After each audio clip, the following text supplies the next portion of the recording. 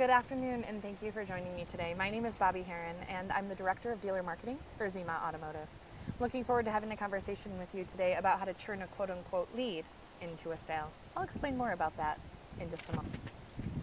Before we get started, I'm going to give you a brief overview of who I am and why you should consider the things that I'm saying to you today.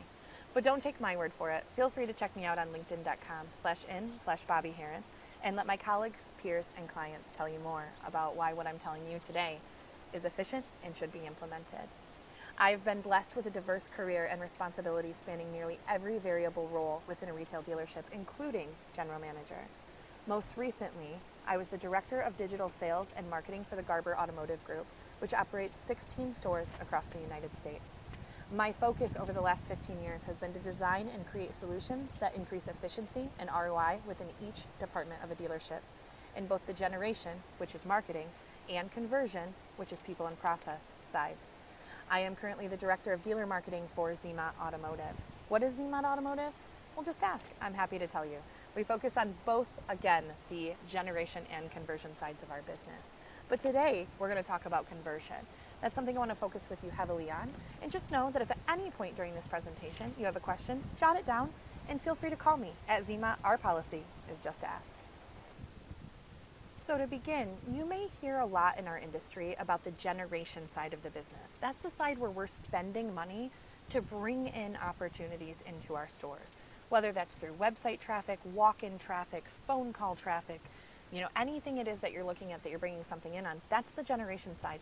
And as an industry, we spend $55 billion a year, according to Google. That's a lot of money that's going out. We don't, however, have a heavy focus on conversion. We all want it. We all know that it's important. But sometimes it's just about what you know versus what you don't. So today we're going to talk about some simple takeaways that you can implement immediately in your store that are effective. That brings us to our first pro tip of the day. Perception is reality. We've all heard that saying. You've heard it from a mom, a grandma, a friend, a coworker, a colleague. But what does it really mean? And what does it mean when we apply it to looking at handling quote-unquote leads? Now, you guys can't see me making air quotes here, but I definitely am. And here's why. When we look at a lead as nothing but a lead, we create a mindset within our dealership, starting at the top, that that's not a real buyer. A consumer is shopping on your website, and they express interest in a vehicle. Ding, ding, ding. Your CRM is alerting you. What is that consumer called? A lead? Exactly. Stop calling them leads and start referring to them as buyers. Start. It begins with the perception in your dealership of what an opportunity is. Hence, perception is reality. Think about the last time you saw a lead sitting in a lead bucket. And what did you say? Did you say, hey, did you call Diana on the Ford Fusion? Did you call Amy on the Ford F350? No. We say, hey, did you answer your leads? Hey, did you see those leads in the bucket? Did you get that alert on those leads? And what we're doing is we're creating a mindset within our team that those consumers are somehow different. They're not different. They're the same consumer. We just communicate with them a little bit differently.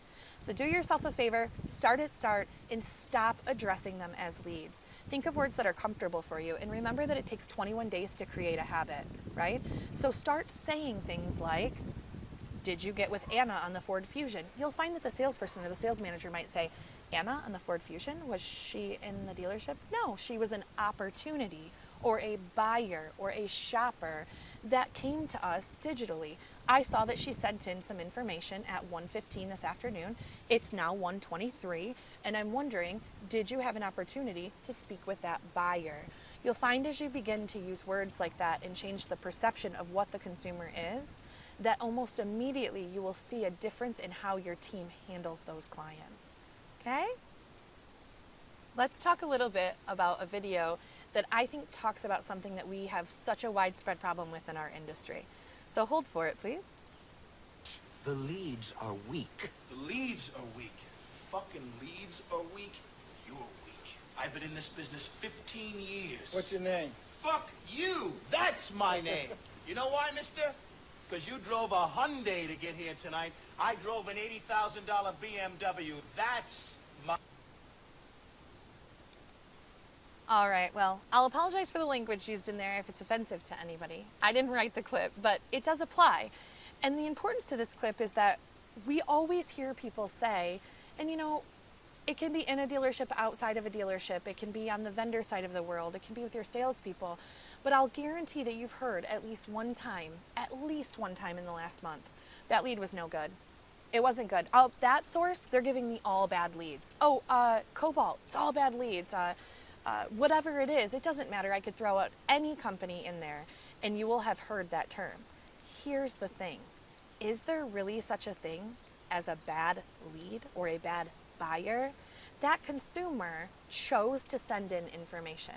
Now, are you on occasion going to see the 16-year-old that sends something in? Sure. Are you going to see the person who just wanted a little bit more information but isn't quite ready? Sure. But is that a bad lead? I mean, the 16-year-old, sure, but maybe you could sell their parents a car. But they're not bad leads. And what we do as an industry, what I see happen all too often, is we'll see a repeat situation happen with a lead source or with any situation really, and we'll just decide for them that that's the situation. Here's a great example. You have a salesperson who comes to the sales desk. They've worked there for maybe a year at the dealership. And they come to the sales desk 6 or 7 times over that year with a customer who's flipped, let's say, $8K in a trade. By the 3rd time, your salesperson, your sales manager, maybe even you, will say to yourself, well, I can't get that done. I've tried that several times and I can't get that done. But every situation is not the same. And we get to a point where we start to make decisions for customers and we justify it in our own minds by saying, we've been in this situation before. It becomes a habit. The same thing happens with the lead sources that you're dealing with. If you truly believe that you have a lead source that is giving you bad leads, then do an investigation. If you don't know how, let me know. I'm happy to help you. And find out, is the lead really bad or is the perception that it's bad what's really happening? Now, if you're in a situation, and I don't know what position you're in that you're listening to me right now, but if you're in a situation where you're handling 300 leads a month, sure, it's going to be easy to cherry pick those leads, and that's what's going to happen. And then you're not going to work as hard on those other ones. And I fault nobody for looking at that situation that way, because that's way too many leads for one person to handle and be effective with. Okay? So from here on out in this conversation, we are going to refer to leads as opportunities. I am only using the term leads so that you will relate to what we are talking about and know what I'm saying. So from here on out, leads equals opportunities. Knowing versus doing. When you look around at your dealership, in your position, in your department, within your team, in yourself, you have to first address, is what you have a knowing problem or is it a doing problem? And what I mean by that, if you've heard this before, you know what I'm saying here. If it's a knowing problem, then we're not giving the people in our store the tools they need to be successful. If it's a doing problem, then we're not holding people, including ourselves, accountable for achieving the outcome that they are capable of. That's where you have to figure out first. Is it knowing? Do you need the training? Do you need the coaching? Do you need to start at start? Is it doing? Are the people, including yourself, or maybe the people around you, not willing to do what needs to be done because people are creatures of habit and it's more comfortable to do it another way? Either way, I would say to you, think about this statement. There is little difference between those who cannot read and those who will not read. The result of both is ignorance. It's a powerful statement and something to really think about when you're starting this process. So before we begin to talk about how you can better utilize the opportunities that you have within your store, let's talk a little bit about the reasons that we fail. Okay? People and process and accountability. Why do we fail?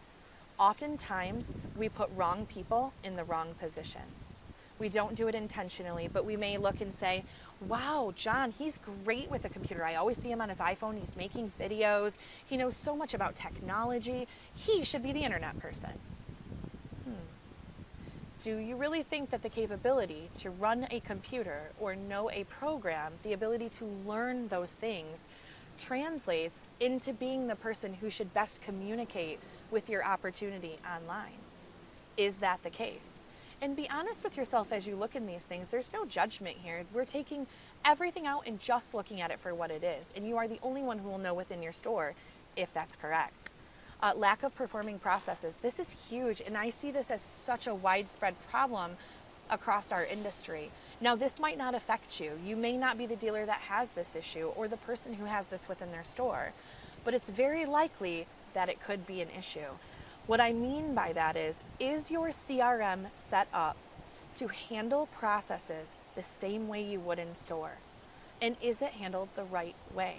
All too often, a CRM company comes in, they train you, they hand you this big system, and then they say, okay, this is how everything works. Here you go. We've put some templates in, and we've done this, and we've set it up. And good for them for giving you those keys, building that foundation. We're looking at this like it's a house. We've built a basement with that CRM. But now it's time to put up the walls and add some windows and start to decorate. If your processes do not perform, then your CRM will be an inconvenience instead of an assistant. If your processes do not match the expectations of the management on your floor, then they will also look at the CRM and say, well, that task that came in, that's not really relevant. Oh, look at those 100 things for birthday calls that they have to do. Yeah, that's probably why they're overdue on those tasks. And that gives you excuses. If the management team on the floor doesn't believe that they need a strong process, it may be time to either bring in somebody to teach them how to know what needs to be done in terms of communicating past that 72-hour mark, or it may be a doing problem, and again, it needs to be assessed. The last thing on this list is complacent implementation and accountability. Do not be the person that says, well, we had a bad launch. Well, people are hard to hire in my market. Well, I hired somebody who had 30 years experience because I don't have time to train them. Those are all shortcut workarounds and will set you up for failure. Remember, this is the foundation. If you have cracks in the foundation, the house will fall. It will flood. Things will happen. Take the time now to assess that and really fix it up front. Have questions on it? Just ask. All you have to do is call me, email me, text me. I'm happy to help you in any of these areas. That's going to bring us to our next conversation, which is magnify strengths to create meaningful connections. When you look around at the people who communicate with your customers, again, maybe that's you, maybe it's within your department, know that typically people fall with a strength in one of these three categories. The phone. Are they good on the phone? Do they smile when they talk? Do you have mirrors at their desks so that they can pay attention to that? We'll go into that a little bit more later. If you haven't listened to phone calls in your dealership recently, I would challenge you to go back and listen to the way that your consumers are being communicated with.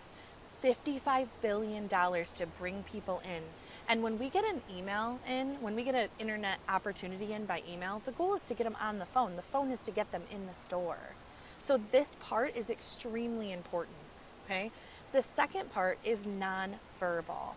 What I mean by that is communication through either text, just keep it legal, that's a whole nother subject, or email, right? Is the person who's great on the phone, who's charming, who's able to have such an engaging conversation, the same person that can translate that experience into an email or a text? It's often not. I'm not saying impossible. I'm saying know that skill set. What about the showroom floor? We are so lost in our industry on the art of the close.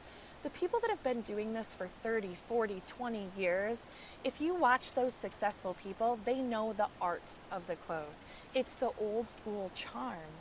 Those people have a place on our floor with their strength. They don't always have the strengths in nonverbal and phone. So a lot of times what we'll see is we'll go into a dealership or I'll be working with a client and they'll say, well, Jason, he sells 30 cars a month. Of course I'm going to give him the internet leads. How many of those 30 cars came from those internet opportunities? Was it one or two? Did you give him 100 opportunities and he got one or two? Remember, we're not judging the ability to close a deal in this moment. We're looking for strengths that can be magnified, that will utilize what our team can do, and then we build on them. If you've got people who are good on the phone, make them better on the phone. Get them what they need to be amazing on the phone, and then let that be their arena.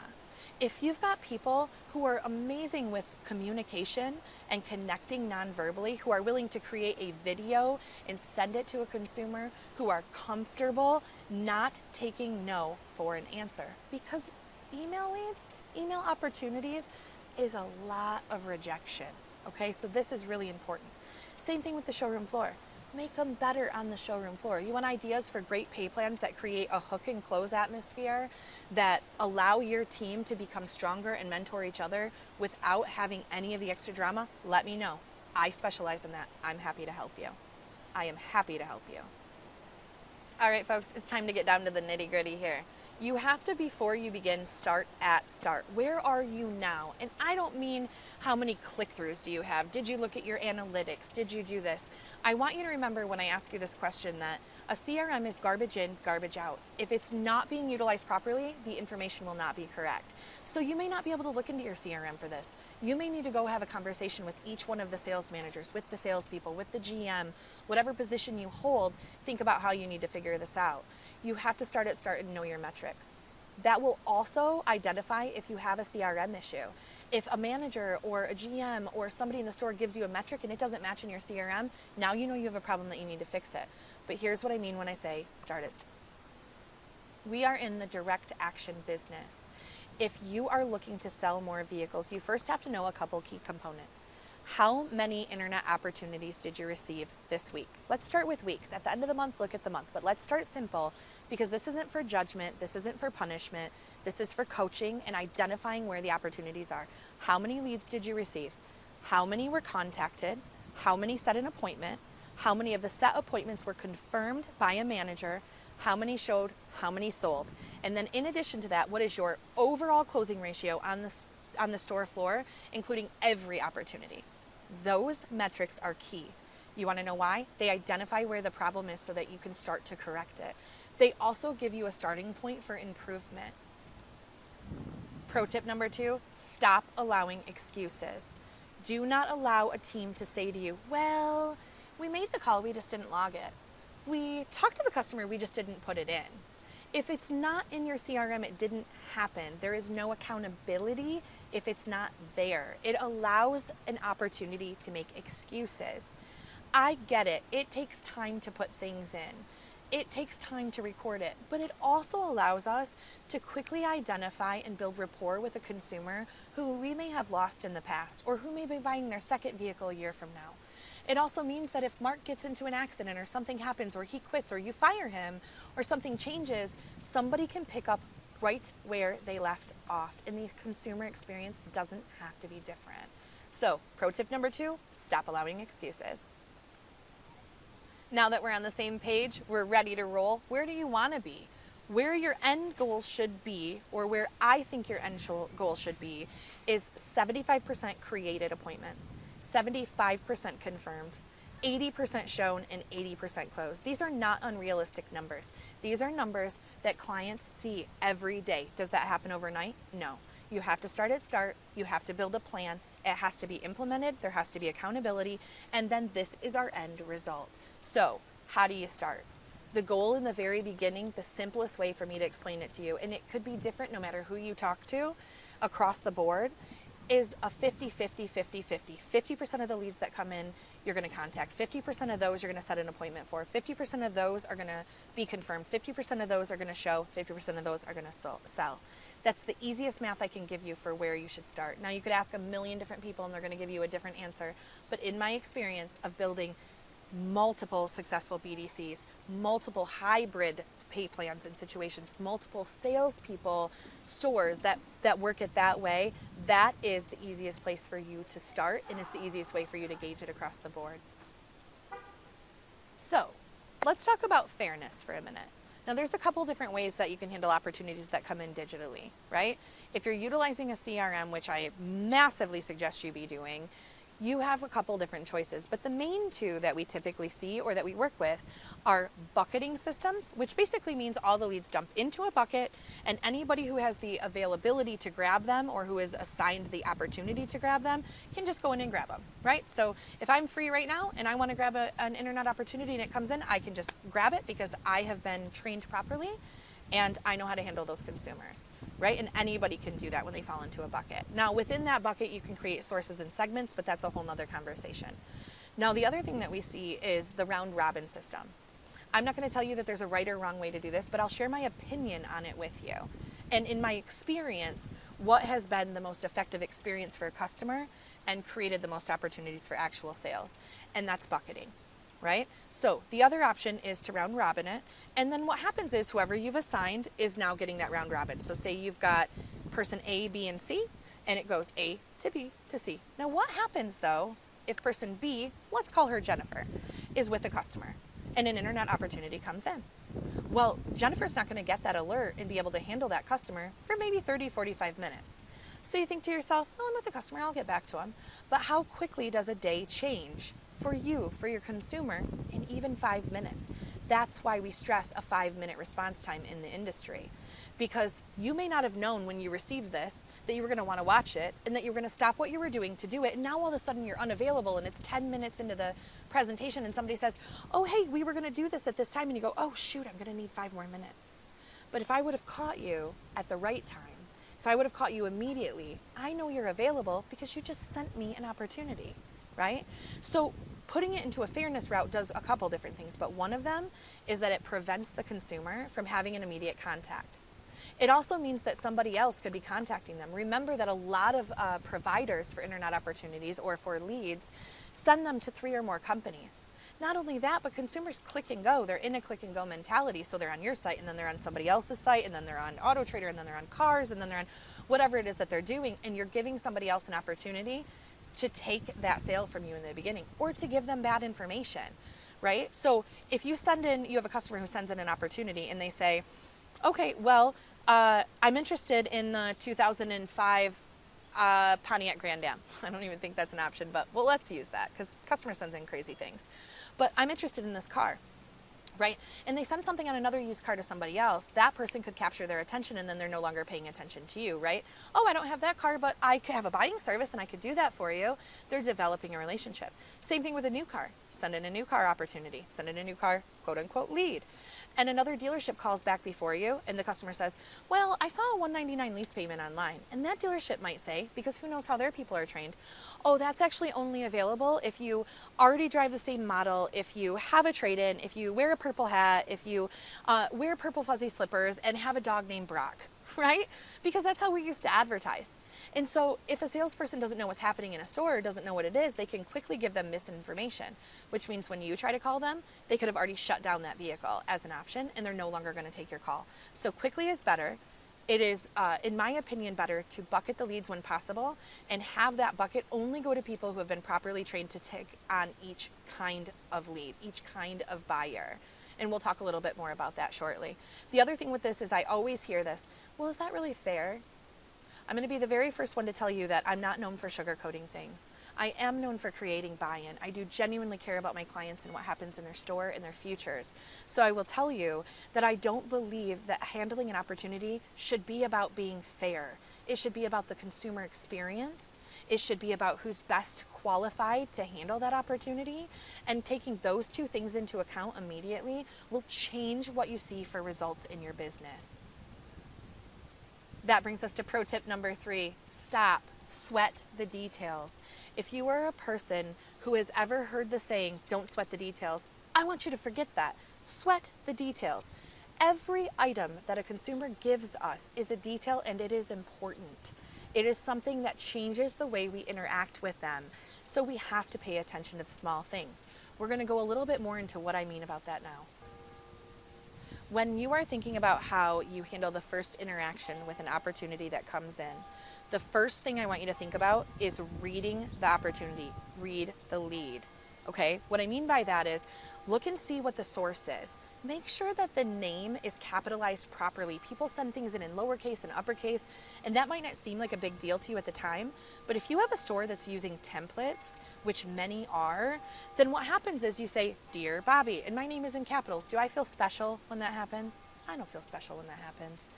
The other thing that I want you to think about is, what are the past opportunities that were in the CRM system? Has that person sent in an opportunity before? Have they bought a vehicle before with you? Have you lost that deal before? Those notes being in the system, reading through that, will tell you how to initiate the conversation with the customer and give you immediate rapport. All these things, they take seconds. These aren't minutes. These aren't long-term. Glance it over. Make sure that if there's a question, you're addressing it. Make sure that if you're sending back an email, that you're making the phone call first. Why do I say that? because the phone is what we're trying to get them to, so we can bring them in, so we can show them our charm, so that we can express tone, so that we can develop a rapport immediately. The third thing you do is an email with a video. Now, some stores find that scary, and it's not right for everybody in the beginning. Remember, we're building a foundation, so we need to make sure that everything in the foundation is solid before we decorate the house. If you're at the point where you're ready to incorporate video, I greatly suggest it. I can't even stress how different it makes the engagement with the consumer. If you're a store that's still struggling with just getting the email sent, getting the phone call done within a 5-minute time frame, then you're not ready for that part yet, and that's okay. I do not teach coming in and making a million changes at one time, because those aren't changes that stick. You have to have a care plan that says what you're trying to do in each quarter, within each month, to change your business, and invest in that time to be able to do so. Mirror, mirror on the wall. Do you know what I mean when I say, imagine a mirror that could reveal your personality? Would you dare look? What does that mean? That means immediately go and buy mirrors and put them at all of the salespeople's desks, the BDC's desks, everybody's desks. And here's why. When we communicate with someone, when we have a conversation, our tone expresses what the customer perceives, or anybody perceives for that matter. I could say to you, well, that doesn't look very good. Or I could say, wow, that doesn't look very good.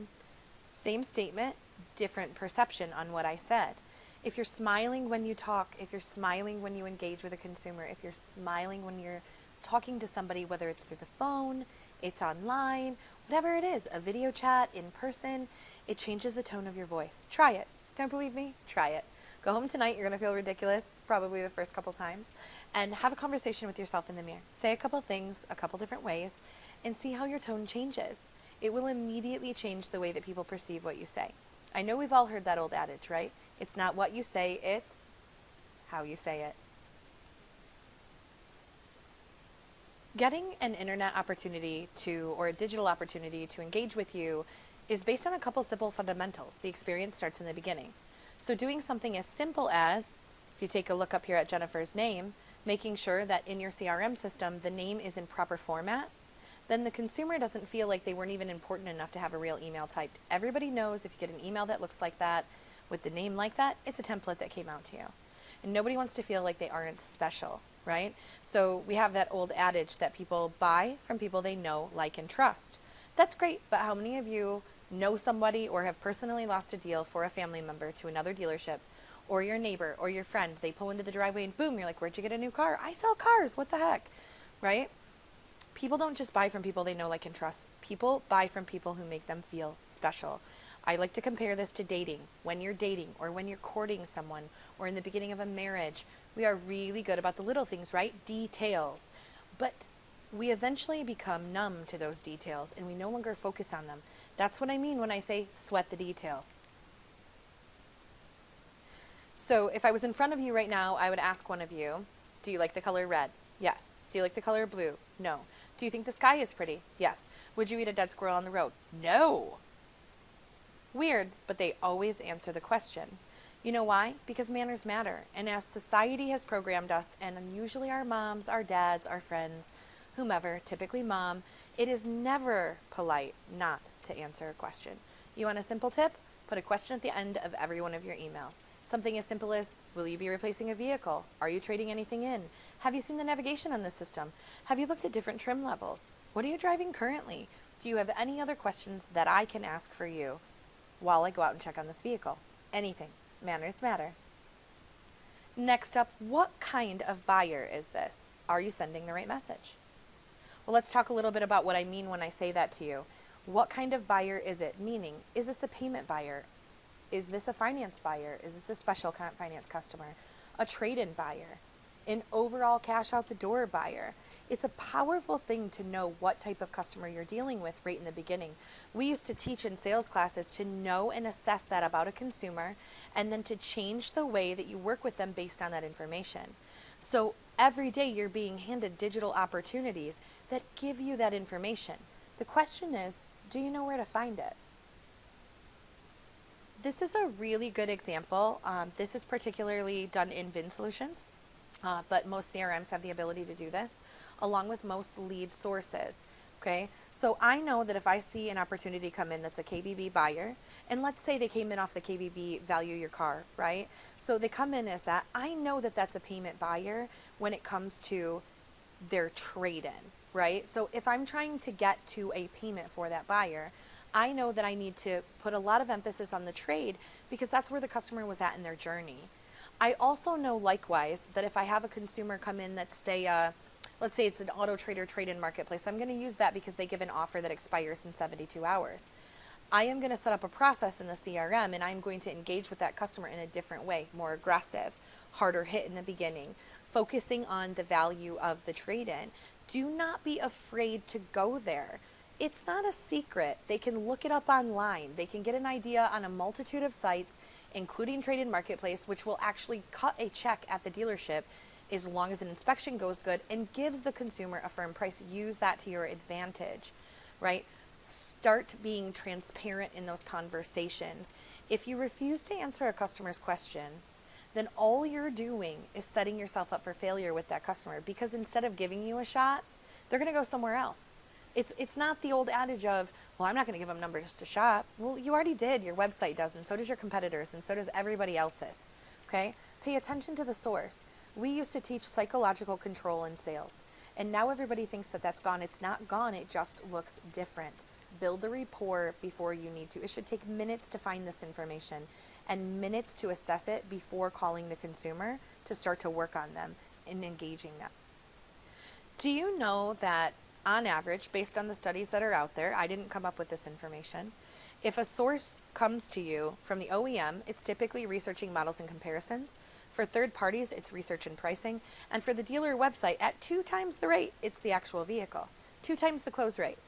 But the customer is typically going through these channels before they get to you. And once they get to you and they send an internet opportunity in, they're not stopping. They're click and go, click and go, click and go, click and go.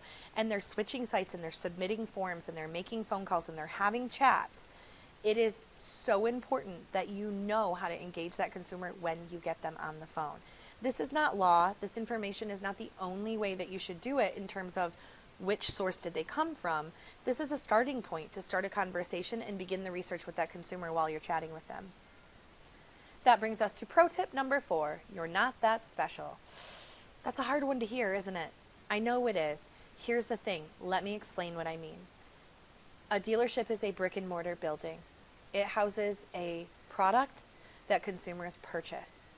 There is no difference between one on one corner and the other on the other corner in terms of inventory, because we can find anything, finance rates, most of us work with the same people or we're flexible in that. Payments, well, that's based on the rate and the term, right? And what products you're adding in there or that the customer has chosen to purchase. The price of the vehicle, well, we all know that's up for grabs these days. The value, So what can you do to be different? Why should I choose you as a consumer? Because of the people that you put in the dealership and the experience that they provide. And that starts from go, from the very first moment that you interact with a consumer or you attempt. Disney is genius when it comes to experience, right? We all look to them for guidance, and yet not many of us implement the things they do. For example, did you know that Disney pumps in the smell of popcorn into their parks? Not even real popcorn, it's the smell. Have you ever visited a hotel by the beach that smelled like coconut when you walked in? Those scents are put into air filtration units. They're put into furnace filters. They're pumped in through parks because they bring people back to great memories. You eat popcorn, you think of carnivals, baseball games, apple pie, your grandma, a picnic. Wow, I feel really good coming into this situation. It's not that hard. That's easy, right? Put it into your air filtration system. It's not that hard. But how do we convey that message digitally? How do we convey that message with a nonverbal buyer? Or, with a verbal buyer. Either way. Let's talk about it. If you have to ask yourself the hard-hitting question of what is my why buy, my suggestion is that you put all the managers and the staff into a room together and you say this sentence. If you were a consumer and everything was equal, why would you buy here? Now, when you get some faces that aren't really sure, don't get upset. Know that this is a coaching opportunity. If your team, if you do not know why you are the right choice, neither will your consumer. Don't accept answers like, we have the largest inventory. Well, no, the internet has the largest inventory, and hey, that's where everybody's shopping, right? Don't accept answers like, we have the highest CSI. Well, I bought 10 cars from you in the last 5 years, and I know that my sales guy, John, told me every time to make sure I gave him the best score on there and to just call him if I had any problems, because his bonus was based on that. Maybe he didn't say that. I don't know. I wasn't there. Me and John, we're not friends. But what I do know is we've trained consumers to know that these are not important focal points, okay? Being open on a Saturday, that's awesome if you're the only one in your market that does it. If you don't know what your competitor's why buy is, you should. I will challenge you to put your teams into a room and ask them this question. And do not take the standards for an answer. And when there is a struggle, if there is a struggle, assign it as homework, reconvene together. At that point, listen to what they're saying. And if you still haven't come up with 4 or 5 really strong why buys, then go back and read your online customer reviews. Because there is no better place to know why a customer bought from you than a place where you can read their exact words. It's very powerful stuff. You need to start incorporating that into the immediate message. If all things were created equal, why does the customer choose me, even though they sent to multiple places and multiple people have an opportunity? Here's why. Here's why you should buy from me.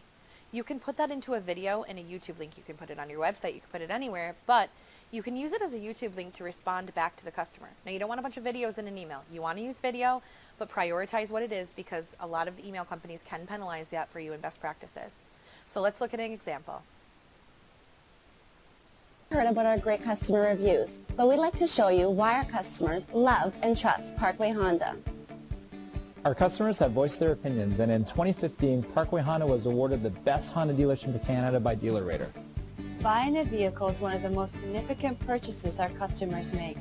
We take great pride in the vehicles we sell and the customer service we provide. Parkway Honda holds one of the largest new vehicle inventories in the GTA. Now, remember, I said stay away from the largest new vehicle inventory. I'm not condoning this as a perfect video. I'm saying the effort was put there, and there are a lot of great why buys hidden in here. Now, if you're going to make a great why buy video, you can throw in stuff like this. Just don't make it the primary reason a consumer should come there. Importantly, our product specialists know how to find exactly the right vehicle for your lifestyle. You're not just buying a car, you're entering into a long-term relationship.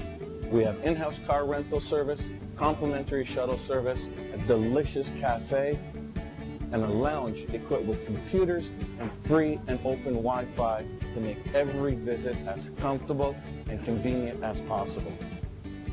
Customers love shopping in our no-pressure showroom. When a customer requires assistance, Now, I'm not going to put you through this whole video. I just wanted you to get an idea. You can look it up on YouTube. It's labeled Why Buy at Parkway Honda. This was just a good example that I came across when I was looking for why buy messaging that I could share with you. There are many examples out there like this. Feel free to look it up, do a little bit of homework, and see if there's something similar that you can do in your own store. How powerful is that message being sent to the customer? It's huge. Often we find in different dealerships with different clients and things like that, that they are responding to things, but they just don't know how to get the customer to engage. So I'm going to give you 2 examples here on each side, and I'm going to talk with you briefly about it. The wrong response, a thing that I see a lot is, thank you for submitting your inquiry on the vehicle, blah, blah, blah, blah, blah. I'm in at 2 tomorrow. When's a good time for you to come in? You ended that with a question, but what did you give the consumer a reason to come in for? I mean, they've already seen everything online that they need to see on your site. Now they're reaching out to you for something. Maybe you know what it is, maybe you don't, maybe they asked a question, maybe you didn't. But I can assure you, it's not to check your time schedule.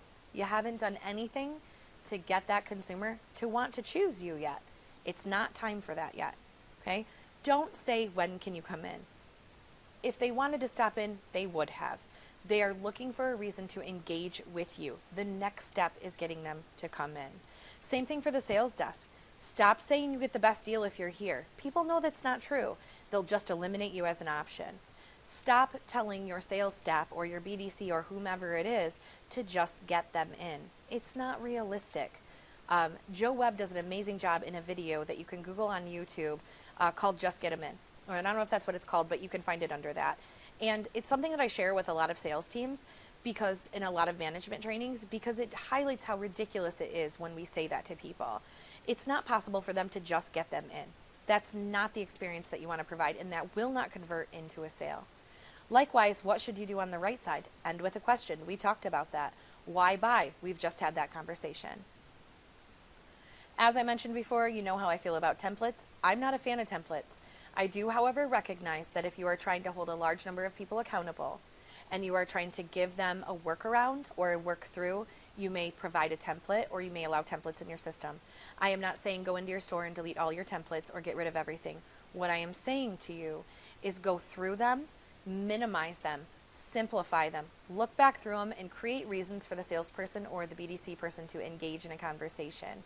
Input spots, but then teach them the right way to engage with a consumer so that it becomes a natural part of their conversation, whether that's through written communication or in person. So what should the salesperson say? Well, not whatever they want.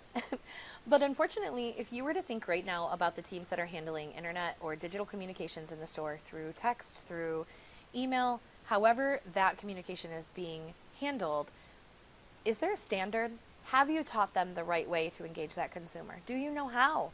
If you don't know how, that's okay. You need the training too, right? If you're the one answering it, has somebody taught you how to engage a consumer? Or are you trying to sell through the email? Because see, that's what happens when we say, can you come in? I'm in at 2 tomorrow. We're not selling right now. We're earning the right to have a conversation with the customer so that they choose us as the person to come to. What happens when a person goes to the desk and asks the same question 10 times with the same result, right? It's like insanity, right? What's the definition of insanity? Doing the same thing over and over again and having the same result. If I go to the desk 10 times with a deal that is a 520 credit score and has no job and just completed a bankruptcy, and 10 times over the last 6 months I've gone with that particular scenario or something similar, I will on the 11th time assume, maybe it's the 3rd time, 4th, 5th, I don't know, but let's say it's the 11th. I will assume that I already know the answer and I will make a decision for both the bank and the customer. That's what happens when somebody comes to the desk with the same situation and starts to make a decision for the consumer. Let's look at this. I'm interested in this vehicle. The listed price is $3,000 more than what I'm willing to pay. Are you able to meet my price point?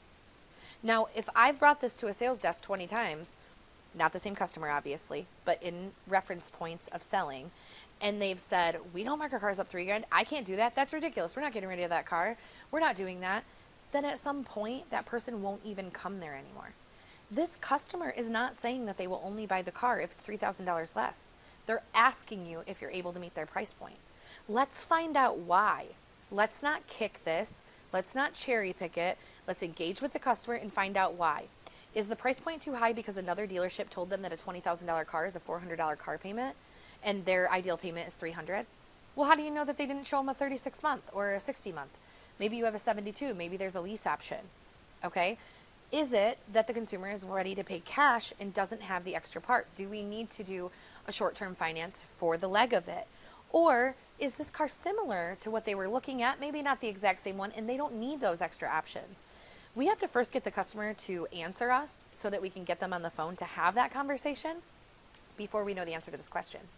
But if every time somebody comes to the desk with a question similar to this, we shut it down, they will just assume that it needs to be shut down.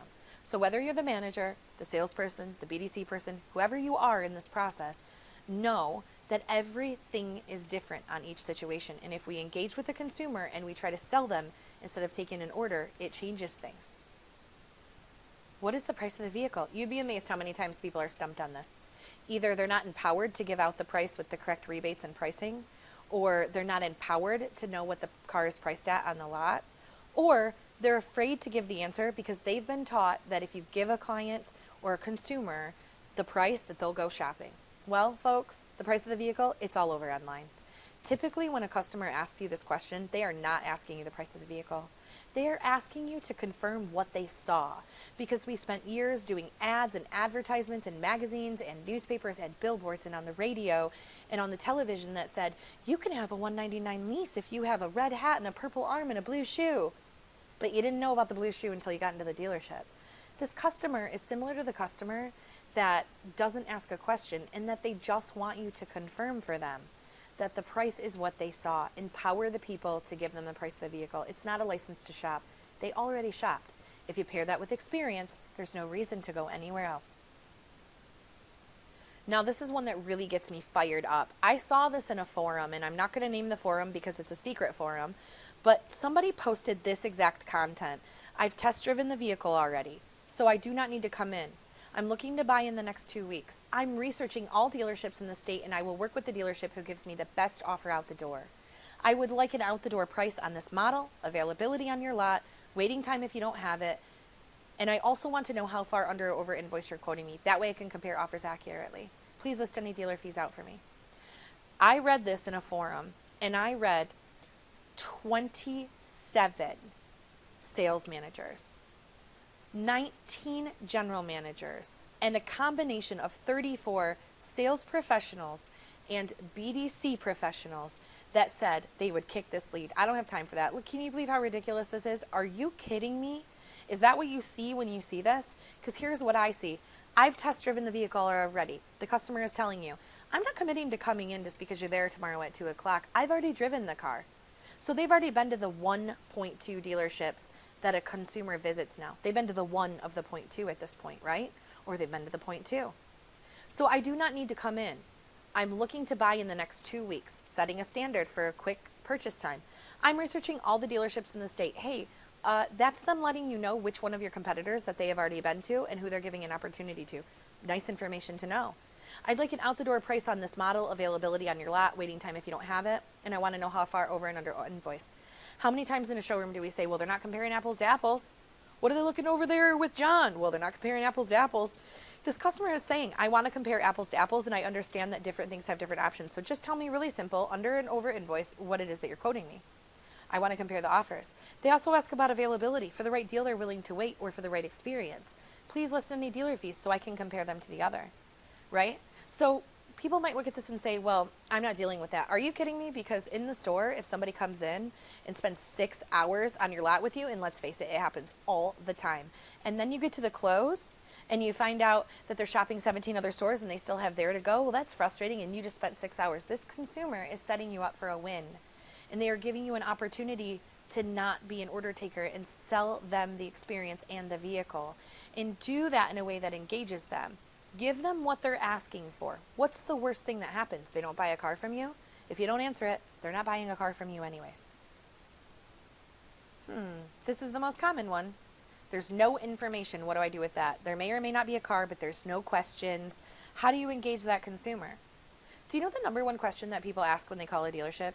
It's, is the car available? That's this phone call. Is the car available? Now, how do you engage with them? Don't just say the car's available. They'll just pop on the lot, and then, anybody could get the deal or the experience could change. But if there's nothing there, address that with the consumer. I received your information for request for information on this vehicle. There were no questions attached. I want to go out and touch the vehicle and make sure that it's actually here for you. What other questions can I answer for you when I arrive back? When I come back to answer you, what other questions do you have? Right? Obviously not exactly like that.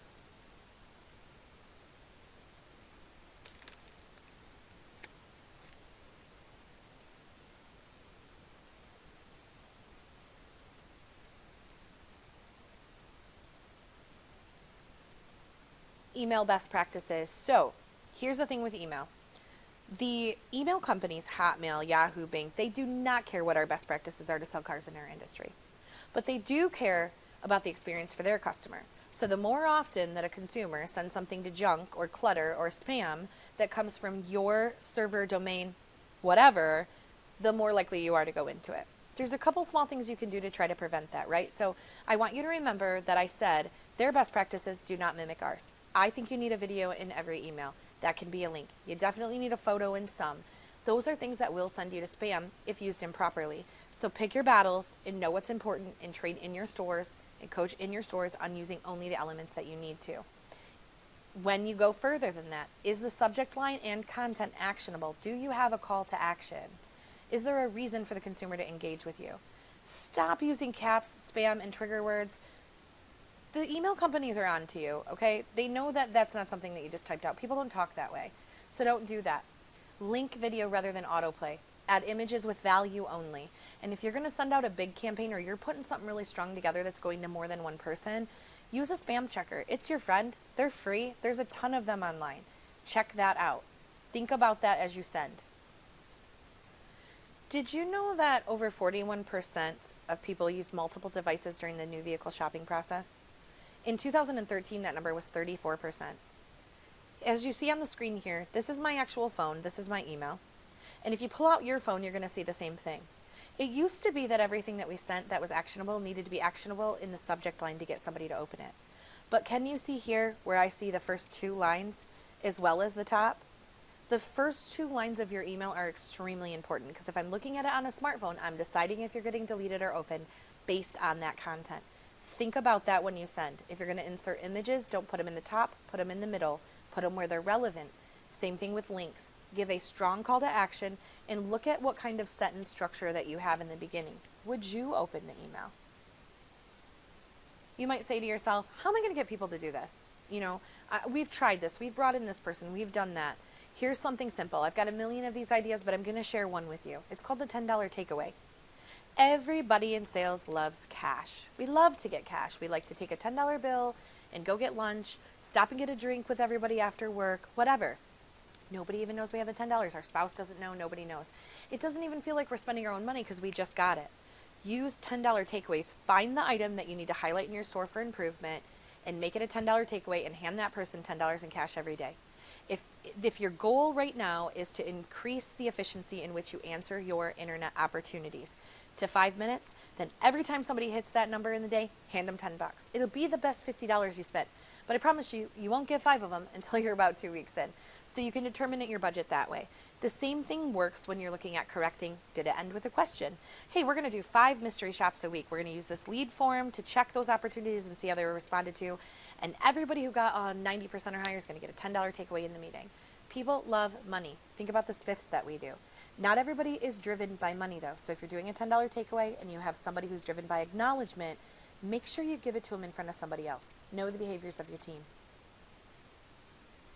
Now we're going to get into some nitty gritty, into some stuff that I'm super passionate about and that I have seen make huge differences in the engagement that dealers have.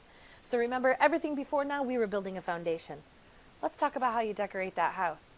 How do you afford that TV? How do you buy all those beautiful things that you want to put in it? You humanize yourself. Why are you different than the other person that called me 16 times yesterday?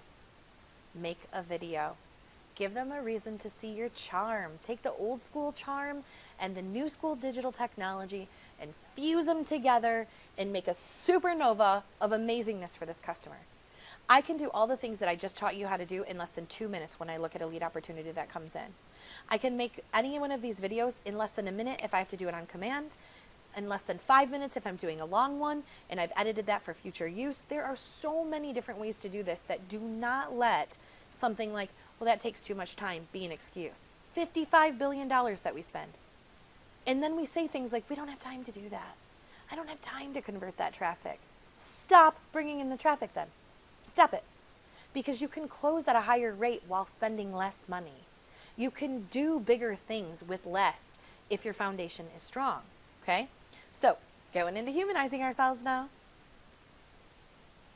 Elise Kephart is amazing at what she does. And the videos that she uses and the processes that she implements are based on her time on the floor. So I'm going to use her as an example as a personalized video response to a potential buyer. Something I could make quickly and upload to the YouTube channel for the store. I would upload that as unlisted. There's 3 kinds. Private, nobody sees it unless you're logged in. Unlisted, they only see it if you share the link with them. And public, everybody can view it. If it's a personalized response, you're going to want to send it as an unlisted and link it in. Don't forget to go back later and add some SEO value to that. Ready? Let's take a look at Elise. Jerry, it's Elise with ABC Motors. I just wanted to say thank you for your internet request for a 2012 Honda Civic. My direct phone number is area code 805-441-3398. I value the opportunity to be of service, and I look forward to speaking with you soon. Here's a few testimonials from some of my customers. We had a really great experience, my family and I, buying from Elise Kephart. Okay, let's talk about what just happened there. We humanized ourselves. Elise just became a person and not a voice on the other end of the phone. She became somebody that I might want to talk to or work with or that I feel more comfortable with. She also set an expectation for what I could expect. And then she ended the video with a customer testimonial. Remember, the most powerful message we can give to a client or a customer or a consumer is what other people have to say about us, right? Keep that in mind. Now, you may have noticed some cuts in this film and you may have said to yourself, well, that doesn't look professional. It's not supposed to look professional. It's supposed to look credible. It's supposed to look like you took the time to make a video. Remember, it's like dating. Make them feel special. Now, let's say you want to keep a bank of videos. You need something that you can just kind of send out on the fly that you have going out to people. This is a really good example of this. This is a store that made videos. Elise made these videos with them. And they were able to use these as an easy way to upload into their CRM with the link already there and send them out quickly. So if you want to think that time might be an option, this is also a great place to start. Hi, good morning. This is James over at Garber Buick GMC. I wanted to take a quick moment to make you this personalized video email. I'm going to be the one helping you with your online request. I just left a voicemail for you. Call me back when you have a moment. My number here is 904-814-3186. I'm going to be in the office until 7 o'clock this evening, and I'll be sure and follow up a little later on if I haven't heard anything back. Thank you again, and here is a customer testimonial. Did you see that smile? Humanized. I have sent a few of my friends to Garber's and they've had the exact same experience that I have. The service is what impressed me most. They are willing to go above and beyond just to make sure that you are satisfied.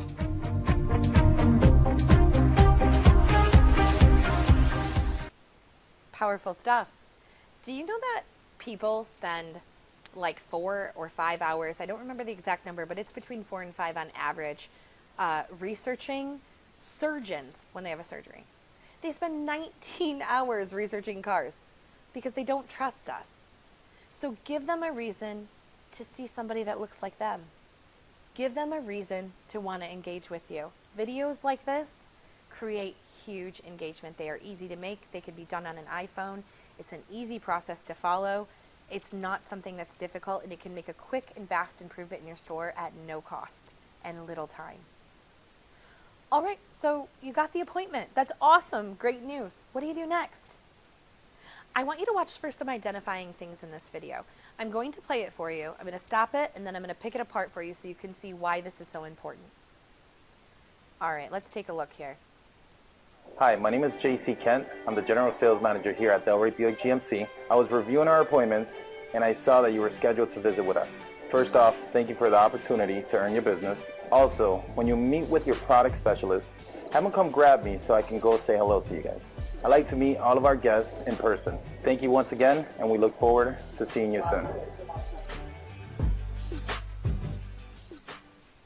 Hi, my name is... Okay, so let's talk about what we just saw there. That's an appointment confirmation from a GSM. You're like, all right, send them a video, no big deal. What does that do? This does not replace the phone call to confirm an appointment. I can't stress how important that is. But here's what this just did. We've introduced JC, the GSM. Now in this store, JC worked the deals on the floor and came out and did the closing, okay? So take a look at this, and let's look at it from a different perspective. What does it look like to the consumer? JC Kent. I'm the General Sales Manager here at Delray Buick GMC. I was reviewing our appointments. And I saw that you were scheduled to visit with us. I saw you were scheduled to come in. You're special to us. I'm going to make you a video and send it to you to let you know just how special you are. Now I feel like something's been created just for me, right? But notice that nowhere in this video do we say a consumer's name, so it can be used on repeat. Here's the next thing I want you to catch. First off, thank you for the opportunity to earn your business. Also, when you meet with your product specialist... Look at that smiling team. Do they look scary? They don't look scary.